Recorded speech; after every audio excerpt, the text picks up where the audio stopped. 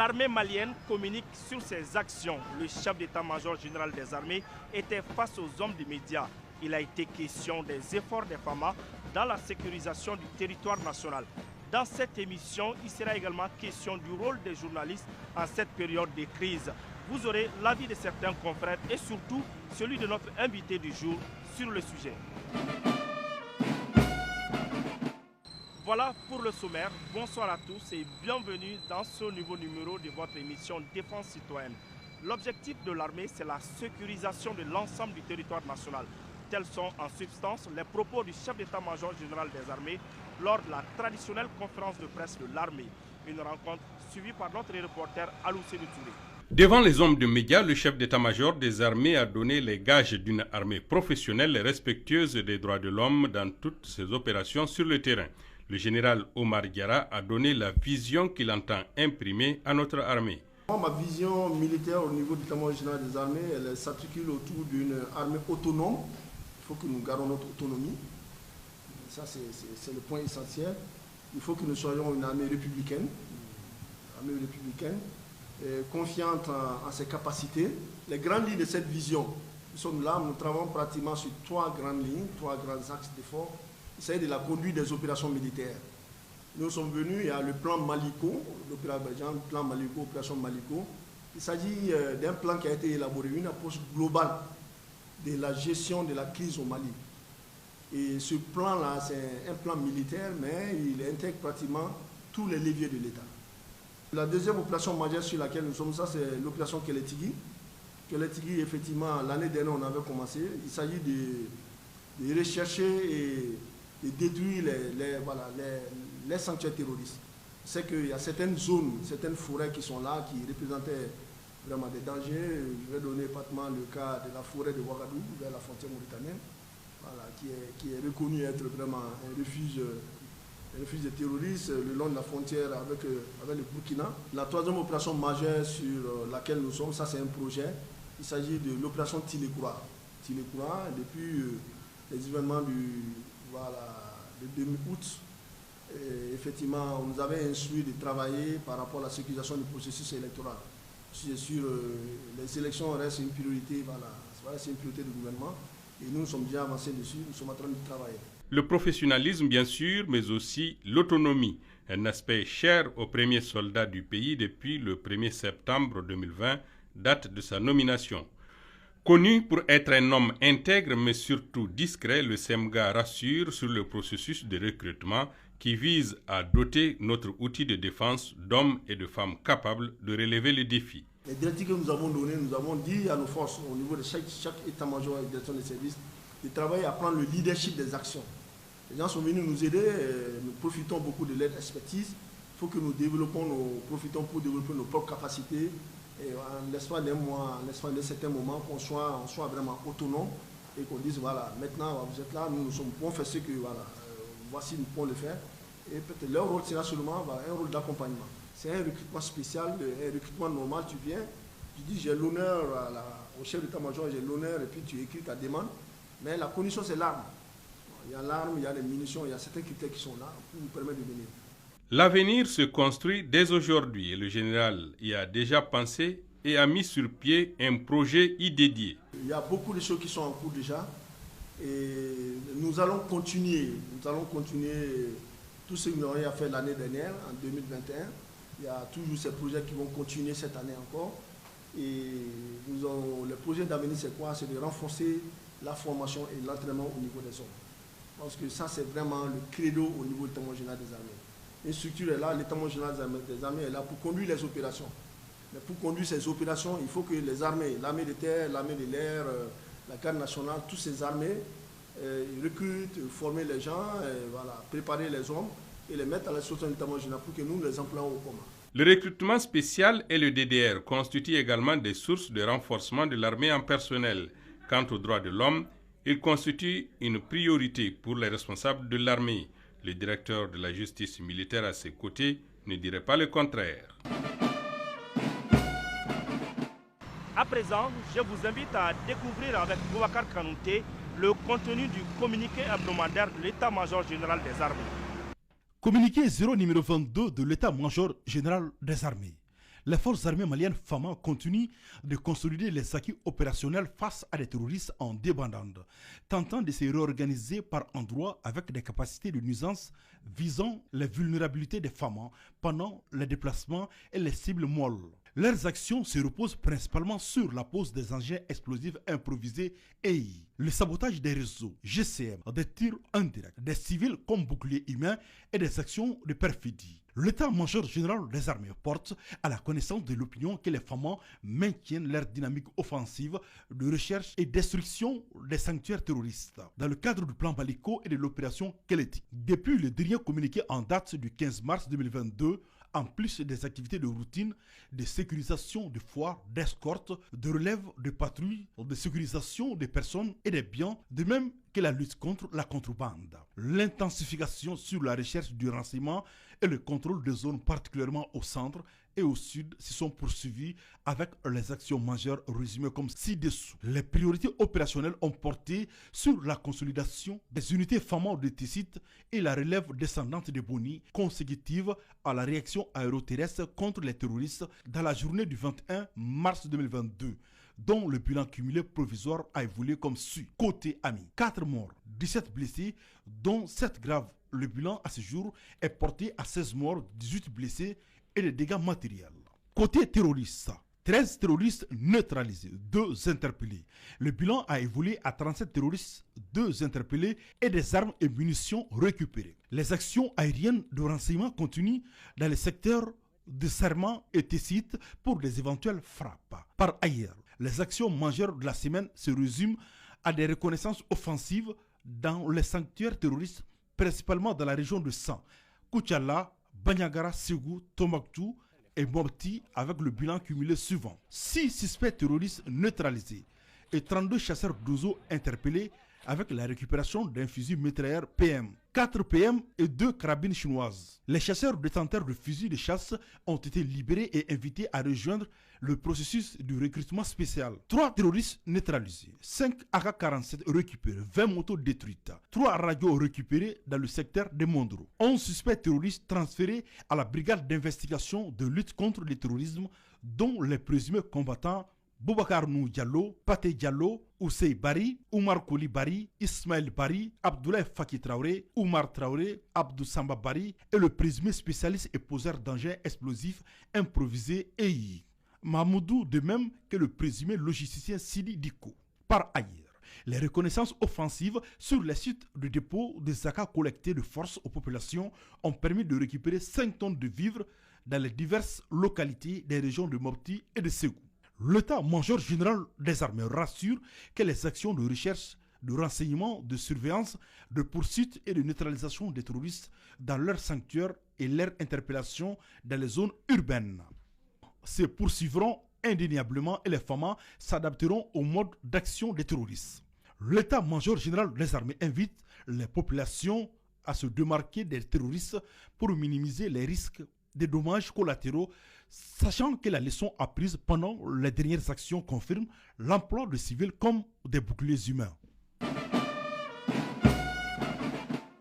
Appelée par certains quatrième pouvoirs, la presse joue un rôle important dans un État, surtout quand il est en guerre.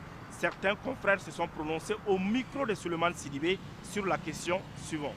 D'abord, le rôle d'un journaliste, c'est de traiter l'information au vrai sens du mot, d'être réaliste et de pouvoir faire son métier comme il l'a appris, à savoir ne traiter que l'information dont il a la preuve.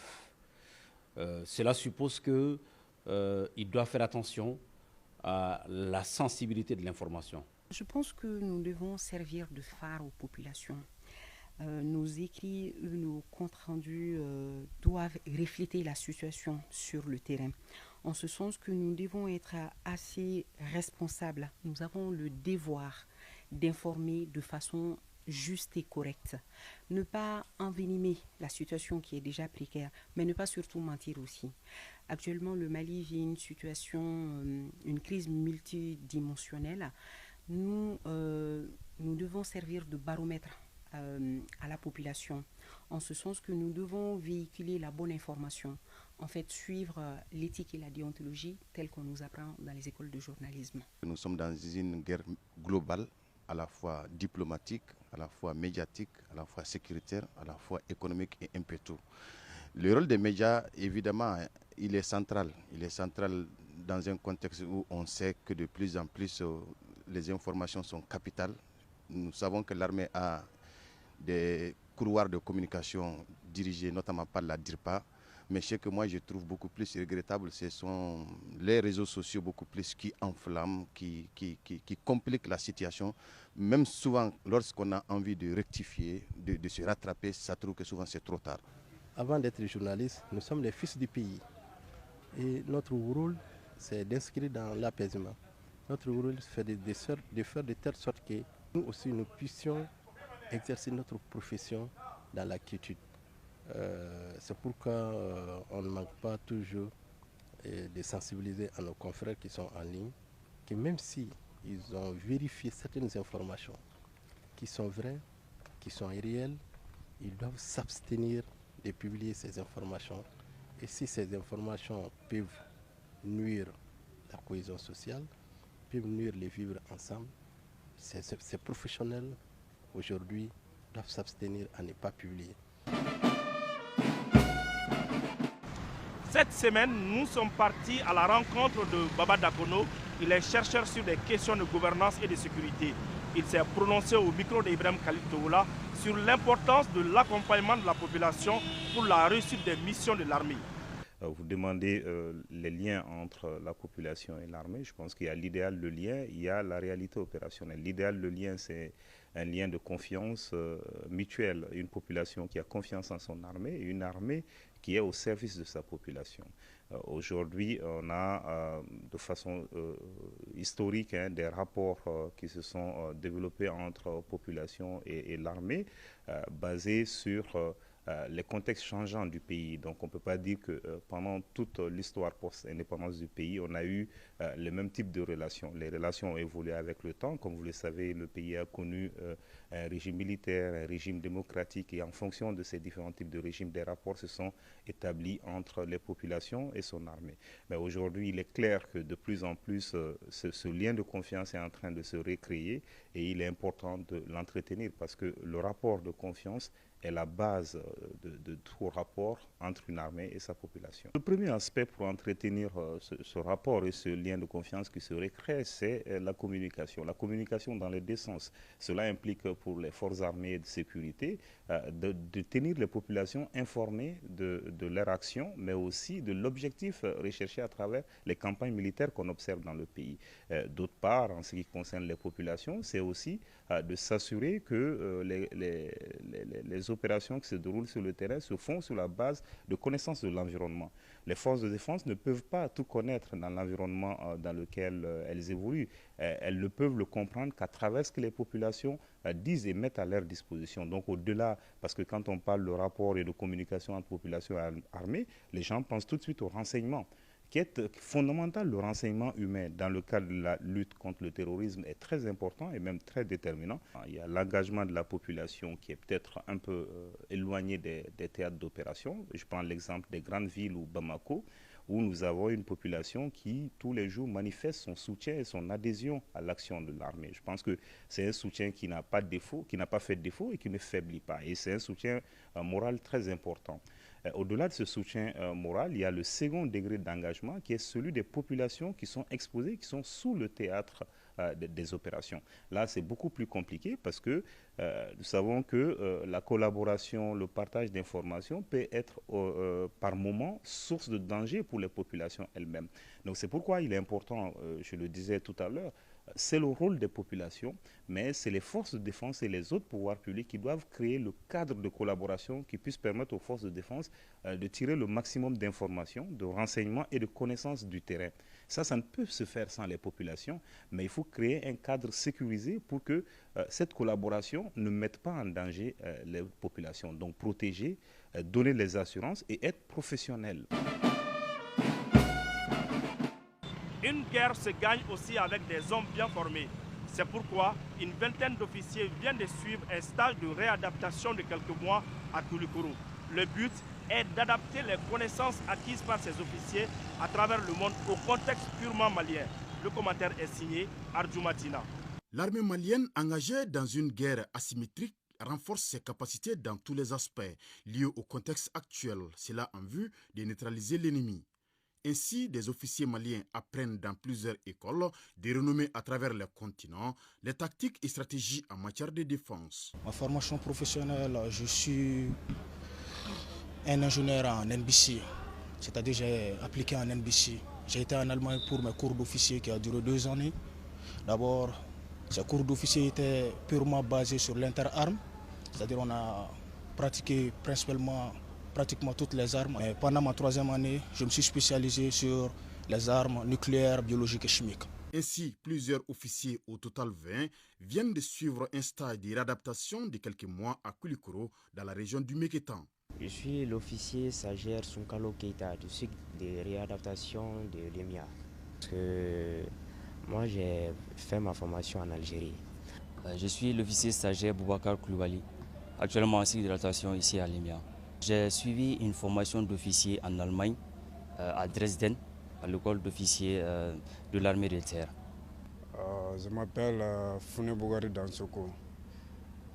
Je suis officier stagiaire au cycle de réadaptation école militaire interarmes de Koulikoro. Ma formation en Russie, spécialement à l'école supérieure d'aviation militaire de Sizran. Je suis officier stagiaire Fifendit Fadjara, cycle de réadaptation école militaire interarmes de Koulikoro. J'ai suivi ma formation en Allemagne.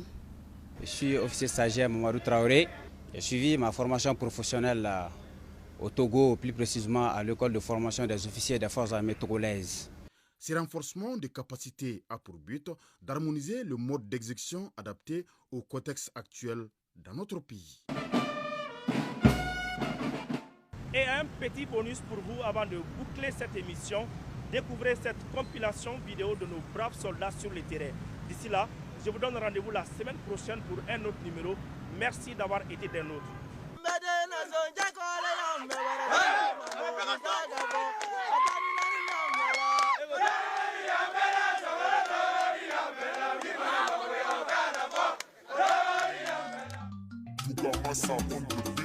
Kojoma bargi ke basajo kojoma bargi Alenji femananja kojoma bargi Alenji kojoma bargi Kojoma bargi Sajo kojoma bargi Ajaweli kojoma bargi Sajo dalwe kojoma bargi Afulde Achekise yate kumamu Ikato fore kelela Foni pai musonduwe Kumata sere Chekise yate kumamu Hatu ya masabanyaro Iti fote kumambuere Ay chekise yate kumambuere Hey chekise yate kumambuere Hatu ya masabanyaro Iti fote kumambuere Mbesote kumambuere Sarabena kumambuere Mbesote kumambuere Njeli mankadi kumambuere Ajibese kumambuere Magote mali korofela Ape iri kudule Apeiri kutule, imae tubabu motole, farafita ikumamure, bila kolo tetole, kolo du tesanye, bila kolo tetole, kolo du tesanye, warati kol kigache fure tekse ikumamure, angela yole fansela, ape kolo jalane, ide debe tikmatala, leka di marienge, afoli beke nzawe, takabasa. Misery.